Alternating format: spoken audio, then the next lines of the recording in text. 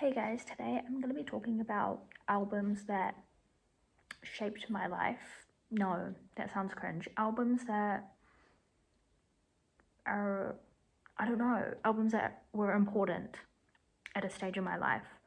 It, I don't really know how to say it, but these aren't just albums I like because there are so many. These are albums that I vividly remember listening to and being like, oh, okay.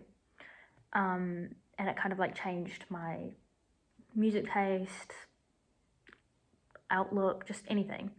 So yeah, the first one is Doo Wops and Hooligans by Bruno Mars. Now this is, when did it come out? I think it was 2010 or something. Um, this was on the radio heaps, but we also had a CD and we would listen to it in my mum's car. And we all loved it. Me and my brother loved it. We would sing the songs all the time. And then one day, someone moved into our neighbor's house and we never saw them. And we thought it was really weird. And my mum was like, oh, it's Bruno Mars. Bruno Mars lives there now. So me and my brother would run outside and sing the songs to try and get him to come out and say hi to us. And I think that's where my delusion started, so thanks for that, Mum. We really thought he was our neighbor. But he wasn't, I don't think. But anyway, this album was just iconic for the time. If you know, you know. It has some bangers. And yeah, it was just really fun. And I remember it very vividly, from a young age. I would have been 7, I think. Next one is Sticky Fingers by the Rolling Stones, specifically Super Deluxe, but any of them, honestly, any Rolling Stones album was my childhood. They're my dad's favorite band, so all the CDs in his car were Rolling Stones.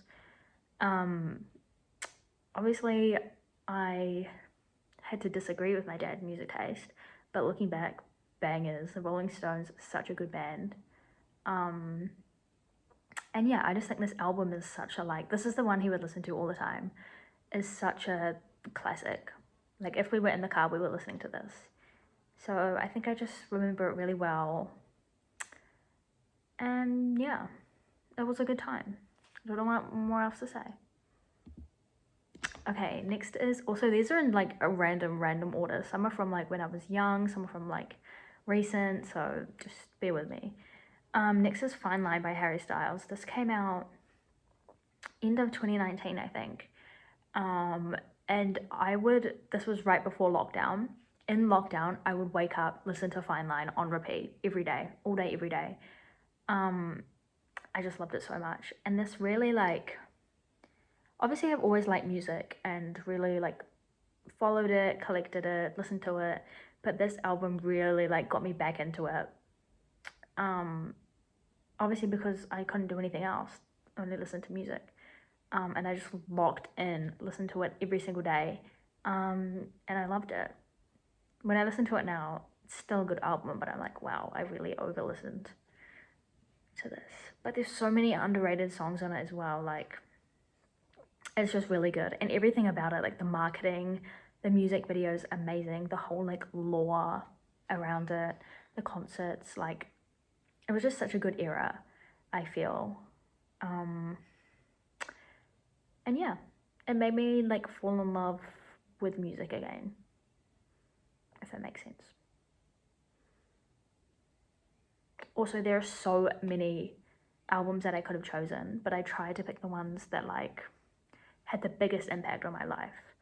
And a special mention is a song, Bizarre Love Triangle by The New Order. I remember so specifically, I was doing my chemistry homework, I was doing titration calculations, and it came on, and I was like, oh, what is this song? I love it so much. So I kept listening, obviously, and then that got me into New Wave.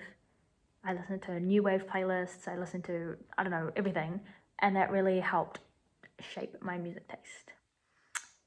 Yeah. Also, Fine Line got me back into my One Direction phase.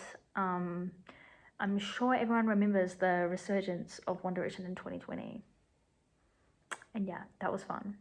it was nice to like relive my childhood, you know? Yeah. Okay, next is the 1975. This is one of the more recent ones. I discovered this in high school, maybe last year of high school. Amazing.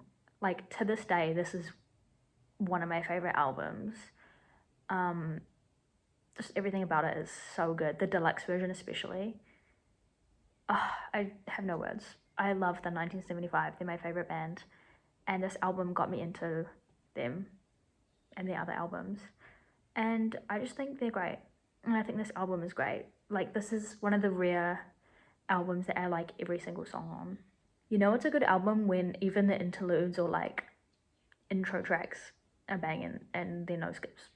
That's how you know it's good. And yeah, this got me into the 1975, which is special to me. And I just think they're the most, like, no one's doing it like them. They're so unique. There's no other band similar. And it's just so, like, theatrical. I don't know. It's just so fun and so unique. Yeah. Next is the Austin and Ally soundtrack. Hear me out on this one. So this was the first ever album I bought. I bought it on iTunes on my iPod, and I would listen to it with my little headphones. And yeah, this is the first album I remember like buying for myself, and like I'd listen to it like in the car. I just thought it was amazing. Not gonna lie, some of the songs bang, like they are bangers. But yeah, this was obviously when I was quite young. When did it come out? I can't remember, but yeah. Still got some good bangers. And honestly, a good album. Like, Disney ate with this one. Okay, next is Songs About Jane by Maroon 5. This was like early 2000s, I'm pretty sure, but my mum's called Jane, so obviously she had the CD. Someone bought it for her, I think. And we would listen to this in her car, and she loved it. So, yeah, this is very, like, nostalgic, I feel. All of these are pretty much like CDs that I would listen to in the car, like on the way to school or like on road trips or anything. Like, they're just very like, and like whenever I hear a song off one of them, I'm like, yeah, the good times, you know? Pardon me. Following on from that is ABBA Gold, or just any ABBA album ever. We'd listen to it in my mum's car, or it would come on the radio. Oh, it was just amazing. And we had the ABBA SingStar, I think it was SingStar, on the way. Loved it. And yeah, ABBA is probably one of my favorite bands as well, and it's one of my mum's favorite bands, so this was inevitable. Bangers. Every ABBA song is amazing. No one was doing it like them. And I also think I love them so much is because Mamma Mia was the first like grown-up movie I watched. I remember it was Christmas Day and we were at my auntie's house, and her kids were all old, so she didn't have any toys or like anything for us to watch. And she was like, I got this Mamma Mia like DVD for Christmas, I'll just put that on. She put it on, and me and my cousins thought it was the boringest thing ever. So clearly we were too young. I think I was like 5. So I didn't know what was going on, but obviously I rewatched it a few years later and I was like, this is amazing. And it's still one of my favorite movies just because the soundtrack is amazing.